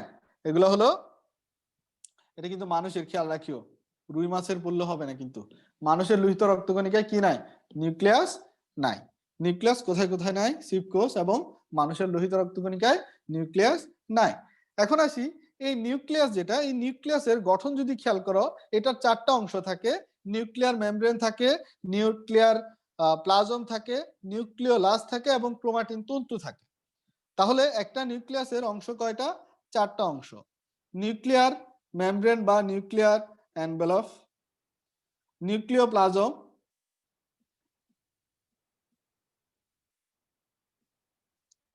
তারপর হলো নিউক্লিওলাস, আরেকটা হলো ক্রোমাটিন তন্তু। প্রথমে আসি নিউক্লিয়ার এনভেলপ। শুধু মনে রাখবা নিউক্লিয়ার এনভেলপ যেটা, সেটা হলো দ্বিস্তরীয় আবরণে আবৃত। সেটা দ্বিস্তরীয় আবরণে আবৃত। আবরণটা হলো লিপোপ্রোটিন, ফসফোলিপিড প্রোটিন, এগুলা দিয়ে গঠিত। তো দ্বিস্তরীয় আবরণে আবৃত, এবং এই আবরণটা মাঝখানে মাঝখানে কিছু ছিদ্র থাকে। এই ছিদ্রগুলোকে বলা হয় নিউক্লিয়ার রন্ধ্র, এবং এই রন্ধ্রগুলার ব্যাস হলো 9 ন্যানোমিটার। এই রন্ধ্রগুলার ব্যাস কত? 9 ন্যানোমিটার। এই রন্ধ্রগুলার প্রত্যেকটা চারপাশে 8টা করে প্রোটিন গ্র্যানিউল থাকে। প্রত্যেকটার চারপাশে 8টা করে কি থাকে? প্রোটিন গ্র্যানিউল থাকে। এই প্রোটিন গ্র্যানিউলগুলা ভিতরে বাইরে আসা যাওয়া নিয়ন্ত্রণ করে, বিভিন্ন খাদ্যের আদান প্রদান নিয়ন্ত্রণ করে, বা বিভিন্ন উপাদানের আদান প্রদান নিয়ন্ত্রণ করে এই ছিদ্রগুলা। তাহলে ছিদ্রগুলা কতটি প্রোটিন গ্র্যানিউল দ্বারা নিয়ন্ত্রিত? সেটা হলো 8টি প্রোটিন গ্র্যানিউল দ্বারা নিয়ন্ত্রিত। এবার আসি আমরা নিউক্লিওপ্লাজম। এই যে এখানে যেটা থাকে, এখানে যেগুলা থাকবে এগুলো হলো নিউক্লিওপ্লাজম।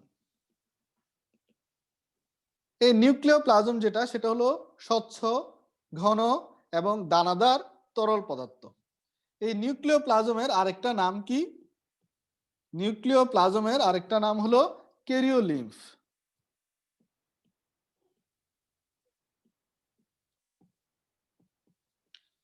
আরেকটা নাম কি? ক্যারিওলিম্ফ। এই নিউক্লিওপ্লাজমে নিউক্লিওলাস এবং ক্রোমোজোম কি করে? অবস্থান করে। এখন আসি নিউক্লিওলাস। নিউক্লিওলাস যেটা, সেটা হলো নিউক্লিওপ্লাজমের মধ্যে সবচেয়ে ঘন কালো অংশ, যেটা পুরাটাই তো নিউক্লিয়াস হলো কালো, তার মধ্যে সবচেয়ে ঘন কালো অংশটাই হলো তোমার নিউক্লিওলাস, অর্থাৎ অধিকতর ঘন জায়গাটা হলো তোমার কি? নিউক্লিওলাস। এই নিউক্লিওলাস আবিষ্কার করছেন ফন্টানা। নিউক্লিয়াস থেকে আবিষ্কার করার আগেই নিউক্লিওলাসকে আবিষ্কার করা হয়েছিল 1781 সালে, এবং এটা নামকরণ করেন বোম্যান 1840 সালে। এখানে ক্রোমোজোম অবস্থান করে। নিউক্লিওলাসে কি অবস্থান করে? ক্রোমোজোম অবস্থান করে। ক্রোমোজোম অবস্থান করার জন্য নির্দিষ্ট কিছু জায়গা থাকে। এই জায়গাগুলোকে বলা হয় স্যাটেলাইট। এগুলাকে কি বলা হয়? যেখানে ক্রোমোজোম অবস্থান করে বা লেগে থাকে, সেই জায়গাগুলোকে বলা হয় স্যাটেলাইট। নিউক্লিওলাসে কোনো আবরণ নাই, নিউক্লিওলাসের কোনো আলাদা আবরণ নাই, এটা খেয়াল রাখবা। এবার আসি আমরা ক্রোমাটিন তন্তু। ক্রোমাটিন কিন্তু দুই ধরনের আছে তন্তু, একটা হলো হেটারোক্রোমাটিন আর একটা হলো ইউক্রোমাটিন। ক্রোমাটিন তন্তু কয় ধরনের আছে? দুই ধরনের আছে, একটা হলো হেটারোক্রোমাটিন, একটা হলো ইউক্রোমাটিন। এখন আসি এই যে হেটারোক্রোমাটিন এবং ইউক্রোমাটিন, এই দুইটার মধ্যে কোনটা রঞ্জক ধরে রাখতে পারে? কে বলতে পারবা?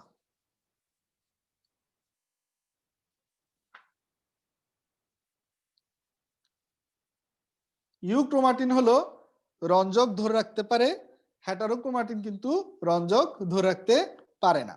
এখন এই জায়গাটাকে স্পেসিফিক্যালি যখন বলা হয় ক্রোমাটিন তন্তু যে জায়গাটায় অবস্থান করে, এই জায়গাটাকে টোটালি আমরা কি বলি?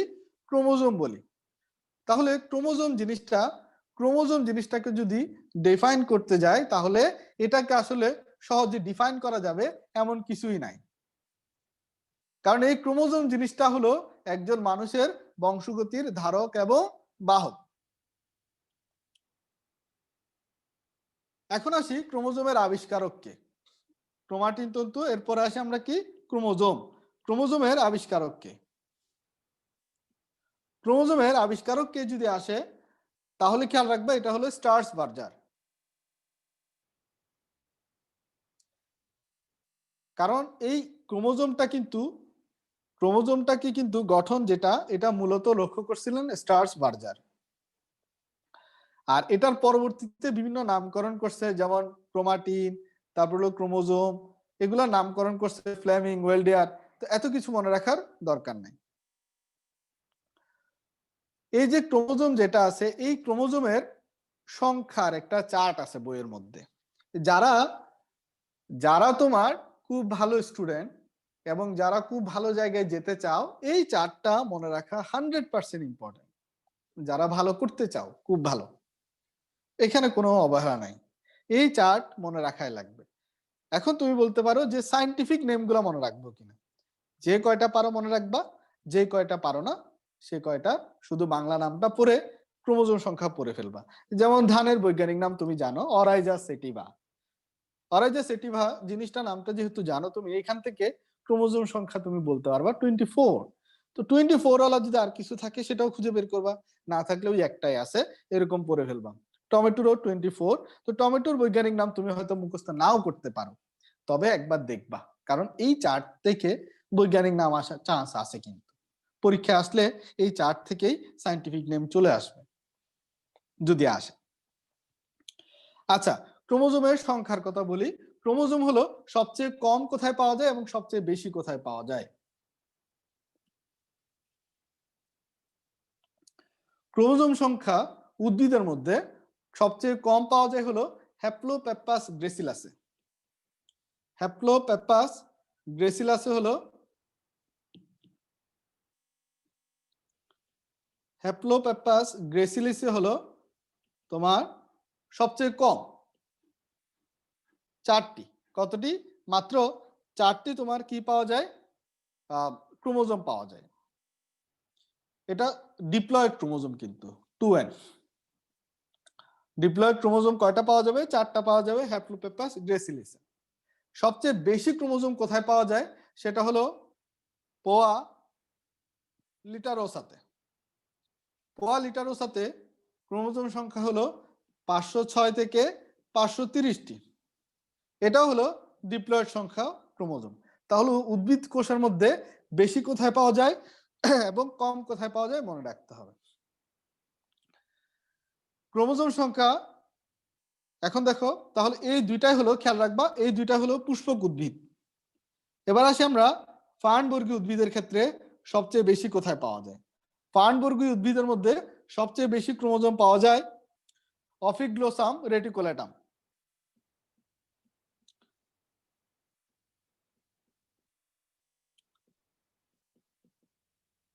এটাতে সবচেয়ে বেশি ক্রোমোজোম পাওয়া যায় প্রায় 1200টি। এবার আসি আমরা প্রাণী কোষ।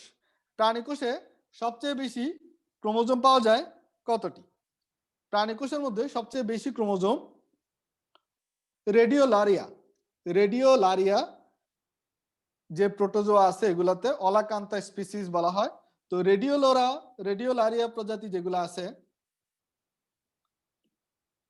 অলিকান্তা,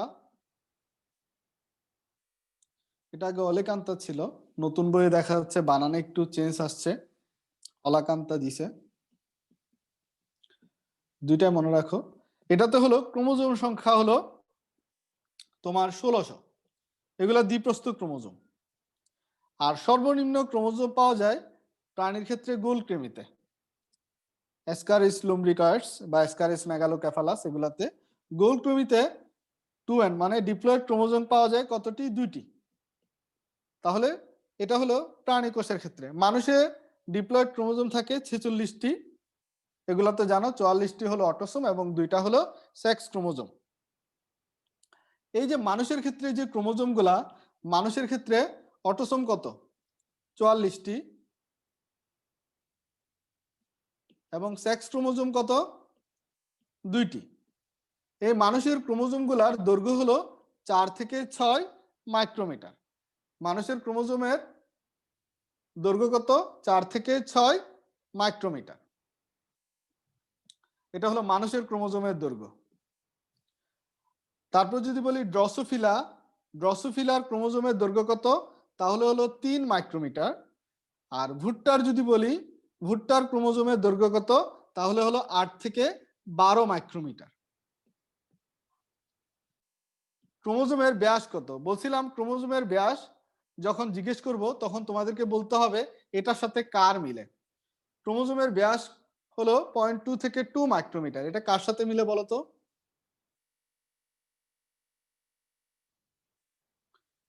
এটা কিন্তু পড়াইছিলাম, কার সাথে মিলে?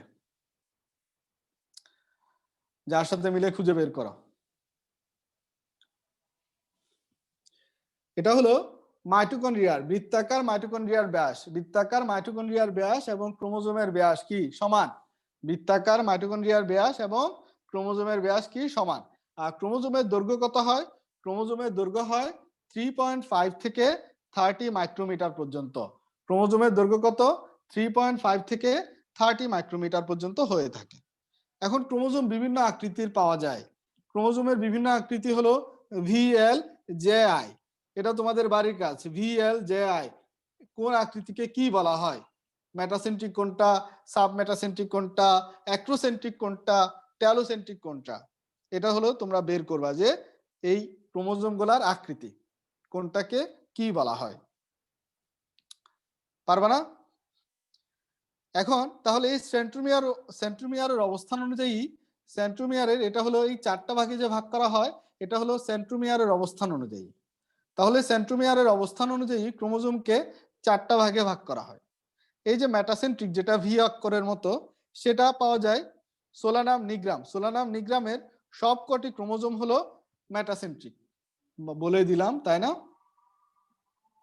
সোলানাম নিগ্রামের ক্রোমোজোম সবগুলাই হলো মেটাসেন্ট্রিক। সাবমেটাসেন্ট্রিক হলো এল। সাবমেটাসেন্ট্রিক হলো এল। অ্যাক্রোসেন্ট্রিক যেটা, এই অ্যাক্রোসেন্ট্রিক হলো যে আকৃতির। ঘেটকচু যেটা আছে, বৈজ্ঞানিক নাম চাইলে শিখতে পারো, টাইফোনিয়াম। ঘেটকচুর মধ্যে অ্যাক্রোসেন্ট্রিক পাওয়া যায় হলো, অ্যাক্রোসেন্ট্রিক পাওয়া যায় 2টা। ঘেটকচুতে কয়টা অ্যাক্রোসেন্ট্রিক ক্রোমোজোম পাওয়া যায়? 2টা অ্যাক্রোসেন্ট্রিক ক্রোমোজোম পাওয়া যায়। এছাড়াও ঘেটকচুতে আরো কি কি আছে দেখো। ঘেটকচুতে হলো তোমার 11টি হলো ভি আকৃতির, আর 4টা হলো তোমার এল আকৃতির। অর্থাৎ মেটাসেন্ট্রিক 11টা, সাবমেটাসেন্ট্রিক 4টা এবং অ্যাক্রোসেন্ট্রিক হলো 2টা। এবার আসি আমরা ট্যালোসেন্ট্রিক। ট্যালোসেন্ট্রিক যেটা, উদ্ভিদে ট্যালোসেন্ট্রিক ক্রোমোজোম থাকে না। উদ্ভিদে ট্যালোসেন্ট্রিক ক্রোমোজোম থাকে না। এবার আসি আমরা দেহ গঠন এবং লিঙ্গ গঠন অনুযায়ী ক্রোমোজোমকে কয় ভাগে ভাগ করা যায়। দেহ গঠন এবং লিঙ্গ গঠন অনুযায়ী ক্রোমোজোমকে 2 ভাগে ভাগ করা যায়। একটা হলো সেক্স ক্রোমোজোম, একটা হলো অটোজোম।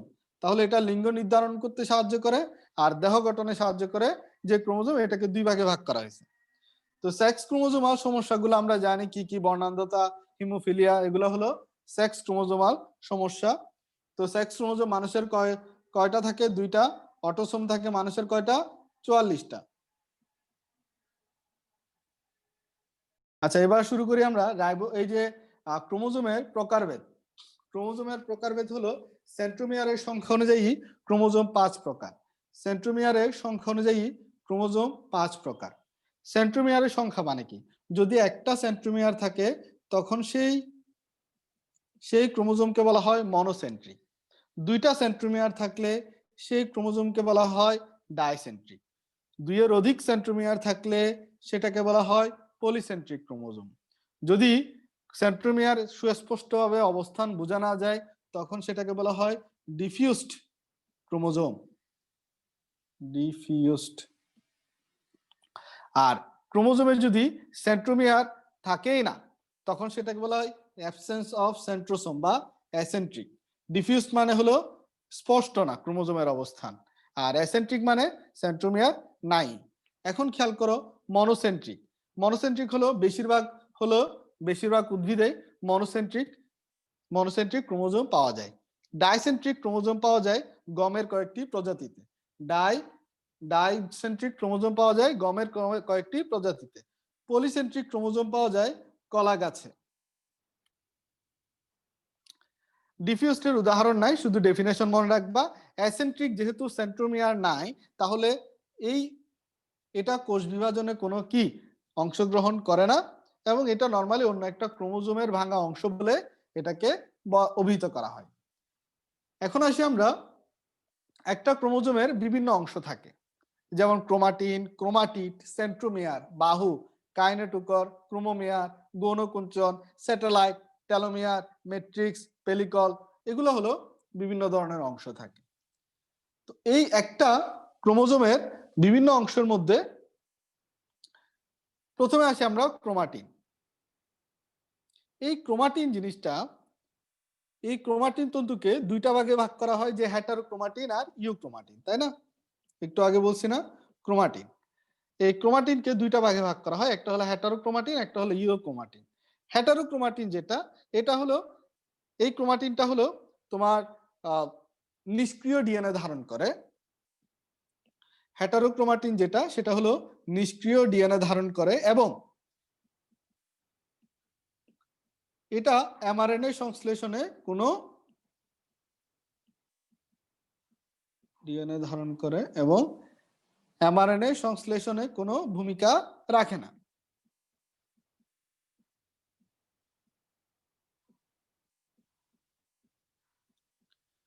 এটা হলো অধিক কুণ্ডলিত। হেটারোক্রোমাটিন জিনিসটা কি? অধিক কুণ্ডলিত।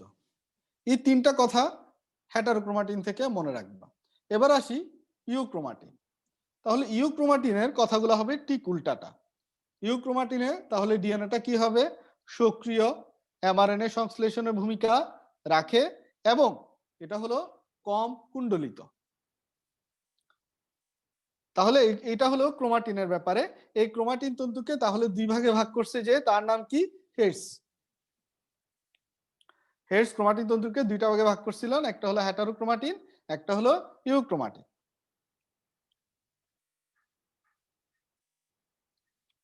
এবার আসি আমরা ক্রোমাটিন, এগুলো হলো ক্রোমোজোমের অংশ। ক্রোমাটিনের পরে হলো ক্রোমাটিড। ক্রোমাটিড জিনিসটা কি? এটা দেখো, এই জিনিসগুলো ক্লিয়ার থাকবে। অনেকেই ক্রোমোজোম, ক্রোমাটিড এগুলো আমারে জিজ্ঞেস করছিল যে এগুলো কোনটা কি। আমি বলছিলাম যে ফার্স্ট চ্যাপ্টারে আমি এটা ক্লিয়ার করে দিব। দেখো, মাইটোসিস কোষ বিভাজনের যখন প্রোফেজ পর্যায়টা শুরু হয়, তখন পানি হারায় না? পানি হারায় যে সুতার মতো অংশগুলা দেখা যায়, সেগুলাই হলো ক্রোমাটিড। সুতার মতো যে অংশগুলা দেখা যায়, সেটাই হলো কি? ক্রোমাটিড। তাহলে ক্রোমাটিড গুলা কোন পর্যায়ে সবচেয়ে বেশি স্পষ্ট হয় দেখি বলো তো এবার। দেখা যায় হলো, দেখা শুরু হয় হলো প্রোফেজ পর্যায়ে, আর স্পষ্ট হয় হলো মেটাফেজ পর্যায়ে। সাবাস, বেশিরভাগই পারতেছো। স্পষ্ট হয় মেটাফেজ পর্যায়ে। এবার আসি আমরা সেন্ট্রোমিয়ার। সেন্ট্রোমিয়ার জিনিসটা কি? সেন্ট্রোমিয়ার জিনিসটা হলো সেই জায়গা, ক্রোমাটিডের সেই জায়গা। এটা আসলে ক্রোমাটিডের অংশ বললেই সবচেয়ে ভালো। সেন্ট্রোমিয়ারটা ক্রোমাটিডের অংশ যেই জায়গায় তোমার রঞ্জিত হয় না। সেন্ট্রোমিয়ার হলো সেই জায়গা, ক্রোমাটিডের যেই জায়গায়, যে জায়গায় রঞ্জিত হয় না। তো রঞ্জিত হয় না যেখানে, সেখানেই হলো তোমার ক্রোমাটিড দুইটা সংযুক্ত থাকে। তাহলে ক্রোমাটিড দুইটা যেই জায়গায় সংযুক্ত থাকে এবং যেটা হলো রঞ্জিত হয় না, সেই জায়গাটাকে বলা হয় সেন্ট্রোমিয়ার। মনে থাকবে? এখন আসি আমরা সেন্ট্রোমিয়ারের একটা স্পেশাল ছোট একটা গঠন থাকে এই সেন্ট্রোমিয়ারের পাশে। এটাকে বলা হয় কাইনেটোকর। এটাকে কি বলা হয়? কাইনেটোকর। এই কাইনেটোকরের এই জায়গায় হলো একটা প্রোটিন যুক্ত হয় কোষ বিভাজনের সময়। কোন প্রোটিন? মটর প্রোটিন। সাবাস, মটর প্রোটিন হলো যুক্ত হয় এই কাইনেটোকরে। সাবাস, সবাই তো মনে আছে, ভেরি গুড। এই সেন্ট্রোমিয়ারের এখানে দুইটা কুঞ্চন থাকে। একটা হলো সেন্ট্রোমিয়ারের এখানে, এই সেন্ট্রোমিয়ার যেখানে থাকে, সেন্ট্রোমিয়ার যেখানে থাকে এই জায়গাটায়, সেন্ট্রোমিয়ার যেখানে থাকে এই জায়গাটায় একটু গর্ত হয়ে যায়, যেটাকে বলা হয় মুখ্য কুঞ্চন। এছাড়াও এর আশেপাশের বিভিন্ন জায়গায় হলো একটু গর্ত হয়ে যায়, যেগুলাকে বলা হয় গৌণকুঞ্চন। এটা একটাও হইতে পারে, আবার অনেকগুলা হইতে পারে। গৌণকুঞ্চনের অঞ্চলটার একটা আলাদা নাম আছে, এটাকে নিউক্লিওলাস, নিউক্লিওলাস পুনর্গঠন অঞ্চল নামে চিহ্নিত করা হয়। পরীক্ষা আসতে পারে নিউক্লিয়াস পুনর্গঠন অঞ্চল কোনটা।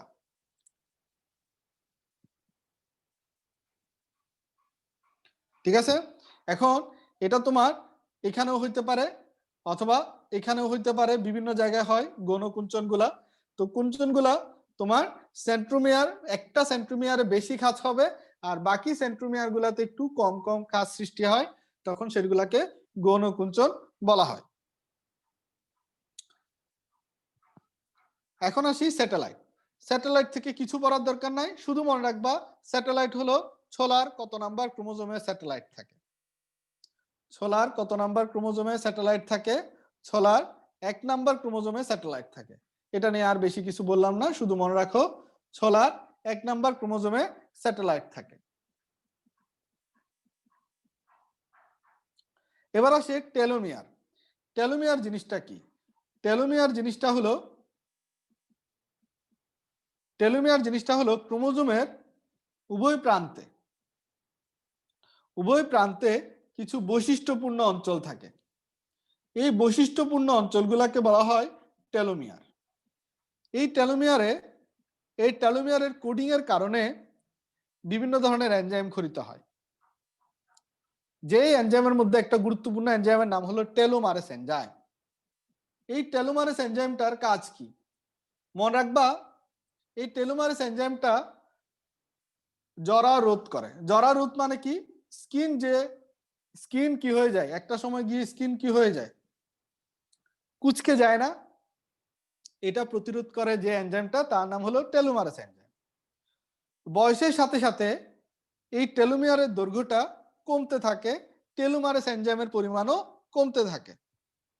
দেখো জন্মের সময় টেলোমিয়ারের দৈর্ঘ্য থাকে কত? জন্মের সময় টেলোমিয়ারের দৈর্ঘ্য থাকে 8000 বিপি। 35 বছর বয়সে টেলোমিয়ারের দৈর্ঘ্য থাকে 3000 বিপি। আর 65 বছর বয়সে টেলোমিয়ারের দৈর্ঘ্য থাকে 1500 বিপি। তাহলে বয়সের সাথে সাথে এই টেলোমিয়ারের দৈর্ঘ্যটা কি হয়? কমে যায়। তাহলে টেলোমিয়ারের দৈর্ঘ্য যদি কমে, টেলোমারেস এনজাইমের পরিমাণও কি হবে? কমতে থাকবে।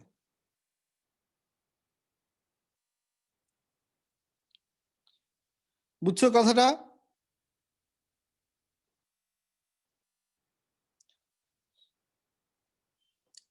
বিপি মানে হলো বাইন্ডিং প্রোটিন।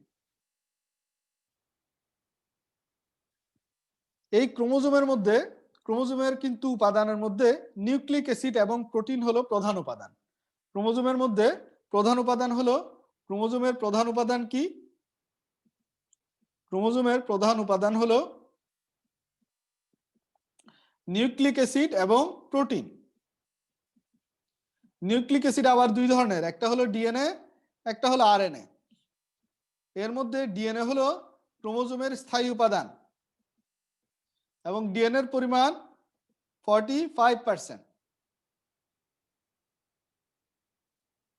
ক্রোমোজোমে ডিএনএ এবং এই যে ক্রোমোজোমের মধ্যে হিস্টোন প্রোটিন থাকে, ডিএনএ এবং হিস্টোন প্রোটিনের অনুপাত কত? ক্রোমোজোমে ডিএনএ এবং হিস্টোন প্রোটিনের অনুপাত হলো 1:1। এটা দুইজন বিজ্ঞানীর প্রমাণ, সুইফট এবং বনার।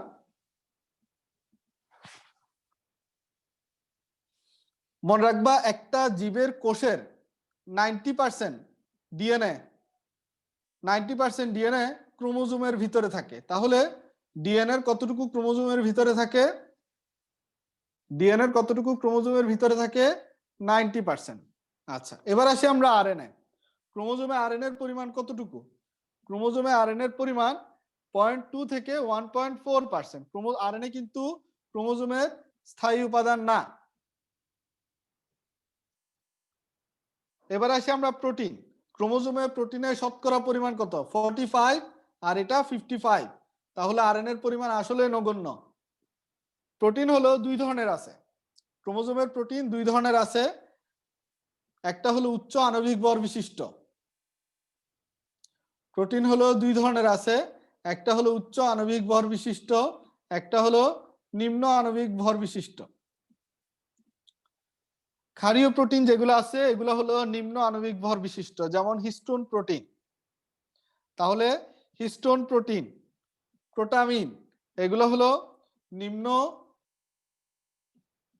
নিম্ন আণবিক ভর বিশিষ্ট এগুলা ক্ষারীয়, তাহলে নিম্ন আণবিক ভর বিশিষ্ট গুলা কি ক্ষারীয়। উচ্চ আণবিক ভর যাদের আছে তারা কারা কারা, তারা হলো অম্লীয় প্রোটিন গুলা। উচ্চ আণবিক ভর বিশিষ্ট হলো কারা, অম্লীয় প্রোটিন। অম্লীয় প্রোটিন বলতে কি বোঝায়, যেমন ডিএনএ পলিমারেজ, আরএনএ পলিমারেজ, তুমি এটার ফুল ফর্ম করো তো কি আসে, ডিঅক্সি রাইবোনিউক্লিক অ্যাসিড, নামের মধ্যে অ্যাসিড। তারপর দেখো আরএনএ পলিমারেজ প্রোটিন, এই দুইটার নামের মধ্যে কিন্তু অ্যাসিড অ্যাসিড শব্দটা আছে, এবং এগুলা পলিমার। পলিমার মানে আণবিক ভর বেশি হবে, তাহলে এগুলো উচ্চ আণবিক ভর বিশিষ্ট। মনে থাকবে, জীবনের ব্লুপ্রিন্ট, জীবনের ব্লুপ্রিন্ট বলা হয় কাকে, জিনকে। জিন হলো মনে রাখবা জীবনের ব্লুপ্রিন্ট।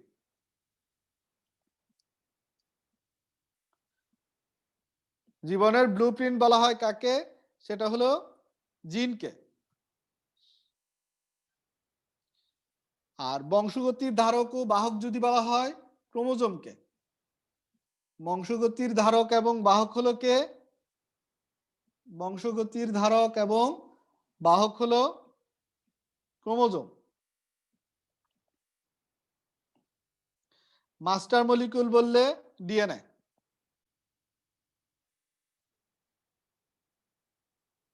মনে থাকবে। আচ্ছা, এখন একটা ক্রোমোজোমের নাম মনে রাখবা, বি ক্রোমোজোম। শুধু কোথায় পাওয়া যায় এটাই মনে রাখবা, বি ক্রোমোজোম কোথায় পাওয়া যায়, ভুট্টা উদ্ভিদে। ভুট্টা উদ্ভিদে, শুধু এতটুকু মনে রাখো যে ভুট্টাতে বি ক্রোমোজোম পাওয়া যায়। আর যদি আরেকটা পড়তে চাও সেটা হলো উলট চন্ডাল উদ্ভিদ। এটা ডিটেলস তোমার পড়া লাগবে না, শুধু বি ক্রোমোজোম কোথায় পাওয়া যায় এইটুকু মনে রাখবা।